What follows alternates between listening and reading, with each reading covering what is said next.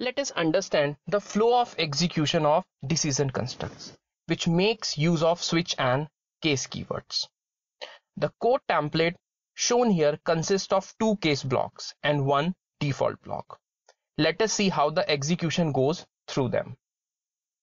The execution begins by evaluating the value of the control expression appearing after the switch keyword. After evaluating the expression, the execution steps into the switch block and looks for a case block whose label matches with the value evaluated earlier. If the evaluated value matches with the value of the first case label, the statements contained in the first case block will be executed, after which the execution will encounter a break statement and the control will jump to the statement immediately after the control structure. On the other hand, if the evaluated value matches with the value of the second case label, the statements contained within the second case block will be executed, after which the execution will encounter a return statement. This will move the control to the calling function. If the evaluated value does not match with either of the case labels, the default block will be picked for execution if it exists. The statements in the default block will be executed and the control will move to the statement immediately following the control structure, whether it encounters a break statement or not. That was all about the execution pattern of the switch case decision constructs. Before we move on with the next topic, we should also understand the limitations associated with this type of decision construct. The first such limitation is that the common brackets following the switch keyword should contain only those expressions which evaluates to integer type. Other expressions will run into compile time error. This is unlike the decision constructs involving if and else if keywords, which accept all types of expressions within the bracket following the if and else if keywords. And the second limitation is that the expression appearing as case labels should not only evaluate to an integer value, but should also be compile time constant expressions. Other expressions will not compile. Expressions and compile time constant expressions have already seen discussed in an earlier video. Please refer to it if you require. Like the previous type of decision construct involving if, else if and else keywords, these decision constructs involving switch and case keywords can also be nested. Their nesting follows the same rules as applicable to flat switch case decision construct. You will come across a few tricky problems dealing with the switch case decision constructs in our next video.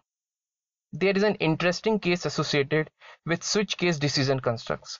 What happens if a case block does not have a break or return statement?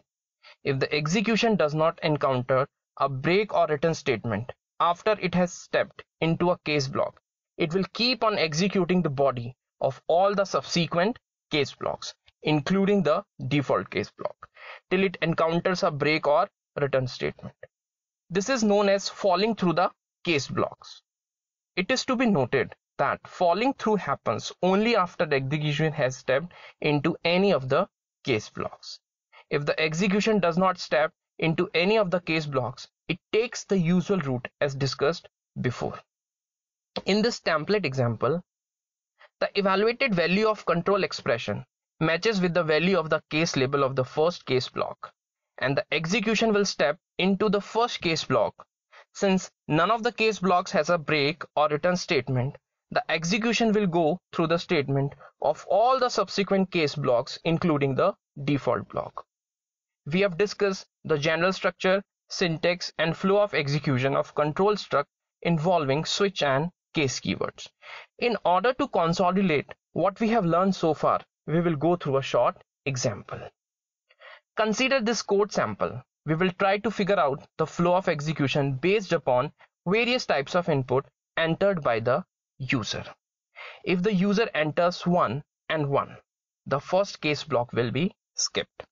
The execution will go through the second block, and since there is no break statement, it will execute all the subsequent blocks till it encounters a break or a return.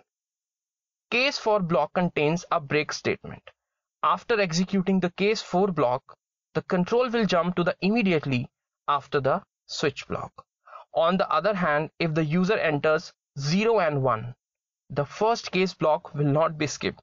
The first case block contains a break statement, which will make the control jump to the immediately following the control structure. If the user enters any pair of values whose sum does not match with any of these case labels, for example 5 and 5, only the default block will be executed and the control will jump to the immediately following the control structure. You will come across many more tricky problems in our next video, which discusses problems on decision constructs. So this brings us to the end of this lesson, wherein we discussed all the available decision constructs in C language. For a better understanding, do not forget to watch our next video, which will put up the concept discussed in this lesson into action by solving some important problems. Thank you for watching.